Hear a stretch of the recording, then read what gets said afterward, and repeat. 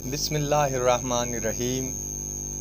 اللہ کے نام تو شروع جو بہت مہربان گھنا رحم کرنے والا۔ السلام علیکم ورحمۃ اللہ وبرکاتہ۔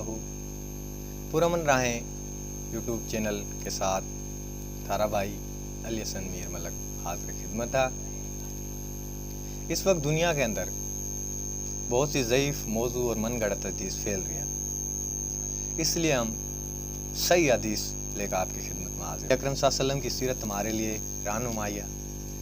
آپ صلی اللہ علیہ وسلم کی سیرت تا ہم بہت کچھ سیکھ سکیں، اسی لیے ہم نے صحیح حدیث کا سلسلہ شروع کرا۔ تو اس سلسلے کی پہلی حدیث ہے، عمر بن خطاب رضی اللہ تعالیٰ عنہ بیان کرا، رسول اللہ صلی اللہ علیہ وسلم نے فرمایا، سارے عملہ کا دار و مدار نیتوں کے اوپر ہے۔ ہر شخص نے وہ کچھ ملے گا جس کی اس نے نیت کری۔